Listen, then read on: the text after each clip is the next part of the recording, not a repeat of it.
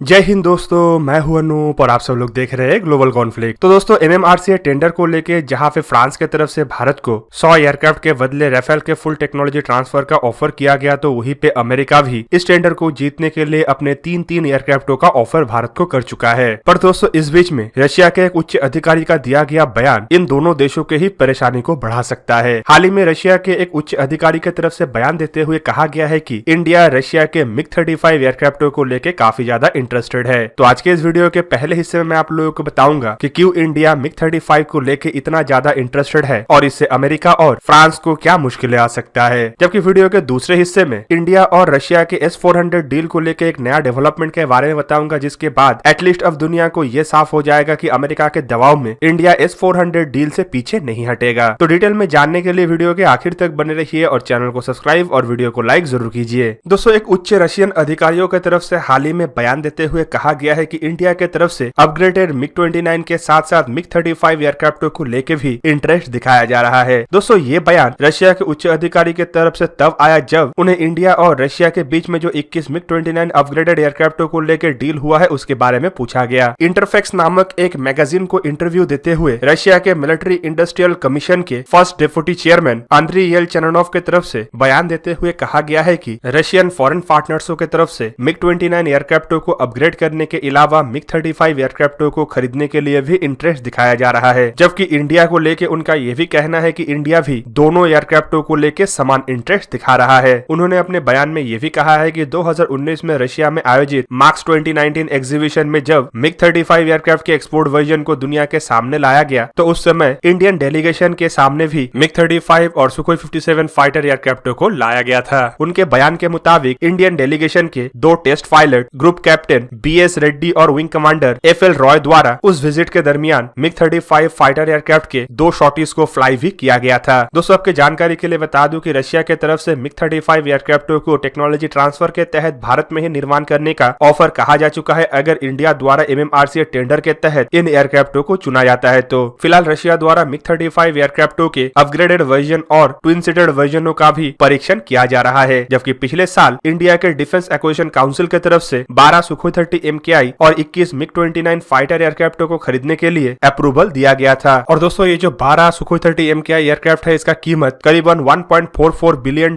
है, जबकि 21 MiG-29 एयरक्राफ्टों की कीमत $900 मिलियन लगाया जा रहा है। इसके अलावा इंडियन एयरफोर्स में ऑलरेडी इस्तेमाल होने वाले 59 MiG-29 एयरक्राफ्टों को भी अपग्रेड करने के लिए इंडिया और रशिया के बीच में बातचीत चल रहा है। जबकि 2020 के एक रिपोर्ट में यह भी खुलासा किया गया था कि रशिया द्वारा अपने MiG-35 एयरक्राफ्टों के जो अपग्रेडेड वर्जनों के ऊपर काम किया जा रहा है उसमें ऑटोमेटेड लैंडिंग गियर और जी फोर्स प्रोटेक्शन इक्विपमेंटों को भी लगाया जा रहा है। और इन इक्विपमेंटों के साथ ही रशिया के तरफ से भारत को भी MMRCA टेंडर के लिए इन एयरक्राफ्टों का ऑफर किया गया है। जबकि रशिया को इस ऑफर में फ्रांस के डसॉल एविएशन और अमेरिका के लॉकहीड मार्टिन और बोइंग कॉर्पोरेशन के अलावा साब ग्रुप और यूरोफाइटर टाइफून जैसे फाइटर एयरक्राफ्टों का सामना करना पड़ रहा है। रशियन MiG-35 एयरक्राफ्टों को लेके रशिया को जो मुश्किलों का सामना करना पड़ रहा था और जिसके लिए माना जा रहा था कि इस टेंडर में MiG-35 एयरक्राफ्ट एक कमजोर तरीन एयरक्राफ्ट साबित हो सकता है, उसे ही दूर करने के लिए रशिया द्वारा MiG-35 एयरक्राफ्टों को अपग्रेड भी किया जा रहा है। और नया अपग्रेडेशन के बाद अब इन एयरक्राफ्टों को राफेल या F-18 सुपर हॉर्नेट ब्लॉक 3 एयरक्राफ्टों से भी ज्यादा मजबूत एयरक्राफ्ट के हिसाब से रशिया की तरफ से दावा भी किया जा रहा है। रशिया की तरफ से इंडिया के जरूरतों को ध्यान में रखते हुए इन एयरक्राफ्टों में कई सारे अपग्रेडेशन स्कोप भी रखा गया है। रशियन एक्सपर्टों के मुताबिक इन एयरक्राफ्टों में एडिशनल एडवांस वेपन और भारत के लोकली निर्मित वेपनों को भी इंस्टॉल करने का इरादा रशिया की तरफ से रखा जा रहा है। जबकि इसके अलावा RD-33 OVT नामक एक नया इंजन को इसमें इंस्टॉल करने का बात भी रशिया की तरफ से किया जा रहा है, जिससे एयरक्राफ्टों के मैन्यूवरेबिलिटी और सर्विसेबिलिटी बढ़ जाएगा, जो इंडियन एयरफोर्स के रिक्वायरमेंटों को बाखूबी सर्व कर सकेगा। पिछले साल रशियन अधिकारियों की तरफ से MiG-35 के अपग्रेडेड वर्जन को लेकर यह भी खुलासा किया गया है कि रशिया द्वारा इनमें सुखोई Su-57 में इस्तेमाल होने वाले कुछ आधुनिक इक्विपमेंटों को भी लगाए जाने का बात कहा जा रहा है, जिसमें ZUK-A active electronic scan array radar, modern electronic optical system जिसमें कि डिस्ट्रीब्यूटेड एपरेचर्स रहेगा। जबकि इसके अलावा MSP-418KE active jamming pod, infrared search and tracking system और कुछ आधुनिक एवियोनिक्स जो इन एयरक्राफ्टों को 4th जनरेशन से भी आधुनिक एयरक्राफ्टों में तब्दील कर सकेगा। दोस्तों इवन रशिया की तरफ से इन एयरक्राफ्टों को और सिंपल बनाने के लिए और पायलट को अपने मिशन में ज्यादा फोकस रखने के लिए एक वॉइस असिस्टेंट सिस्टम भी लगाया जा रहा है, जिसका नाम रिटा रखा गया है। और दोस्तों दोस्तों आपकी जानकारी के लिए बता दूं कि जो मिग 35 एयरक्राफ्टों का ऑफर भारत को रशिया की तरफ से किया जा रहा है, इन एयरक्राफ्टों के पास 6.5 टन हथियारों के साथ उड़ान भरने का क्षमता है, जबकि इसमें 9 हार्ड पॉइंटों में अलग अलग हथियारों को लगाया जा सकता है। इवन इसके अलावा इन एयरक्राफ्टों के पास मार्क 2 के रफ्तार से करीबन 2400 किलोमीटर तक बिना रिफ्यूलिंग का उड़ान भरने का क्षमता है, जबकि हवाई रिफ्यूलिंग के साथ ये एयरक्राफ्ट करीबन 6000 किलोमीटर तक नॉनस्टॉप उड़ान भर सकता है। जबकि कॉम्बैट पेट्रोलिंग के दरमियान 1000 किलोमीटर के रेडियस में ये आसानी से दुश्मन के ऊपर हमला करने का क्षमता रखता है, जबकि इसका सर्विस सीलिंग करीबन 19 किलोमीटर होने की वजह से ये ऊंचाई से ऊंचाई में स्थित एयरबेस से भी ऑपरेट हो सकता है। दोस्तों अब चलिए जानते हैं S-400 के नया डेवलपमेंट के बारे में। हाल ही में आप लोग सुन रहे होंगे कि किस तरीके से अमेरिका द्वारा भारत और रशिया के S-400 डील को रद्द करवाने के लिए प्रयास चलाया जा रहा है। दोस्तों ये प्रयास अमेरिका कम बल्कि कुछ अन्य लॉबिंग फार्मों की तरफ से ज्यादा किया जा रहा है। टर्की के ऊपर S-400 डील को लेकर सैंक्शन लगाने के बाद अब अमेरिका के ऊपर दबाव पैदा किया जा रहा है कि अमेरिका भारत के ऊपर भी ऐसा ही सैंक्शन लगाए। पर भारत की तरफ से भी अब साफ कर दिया गया है कि किसी भी दबाव में भारत आने वाला है नहीं और अपने नेशनल इंटरेस्ट को सर्व कराने के लिए भारत किसी भी हद तक जा सकता है। और दोस्तों इस तरीके के लॉबिंग फार्मों को कड़ा जवाब देते हुए हाल ही में इंडिया की तरफ से बताया गया है कि आने वाले कुछ हफ्तों के अंदर 100 अधिकारियों के एक ग्रुप को रशिया भेजा जाएगा, ताकि उनके द्वारा रशिया में S-400 को ऑपरेट करने के लिए ट्रेनिंग लिया जाना संभव हो पाए। जबकि ये जो ग्रुप भेजा जा रहा है ये इंडिया की तरफ से भेजे जाने वाला दूसरा ग्रुप है। पहला ग्रुप ऑलरेडी रशिया में S-400 ऑपरेट करने का ट्रेनिंग ले चुका है और इंडिया की तरफ से ये तैयारी इसीलिए किया जा रहा है क्योंकि माना जा रहा है कि सितंबर अक्टूबर महीने में इंडिया को S-400 का डिलीवरी मिल जाएगा। दोस्तों टाइम्स ऑफ इंडिया के एक रिपोर्ट के मुताबिक ये डिलीवरी होने के साथ साथ इंडिया द्वारा 2021 के अंत या 2022 के शुरुआती समय में ही S-400 को ऑपरेशनल करने का तैयारी किया जा रहा है। दोस्तों इंडिया और रशिया के बीच में अक्टूबर 2018 में $5.43 बिलियन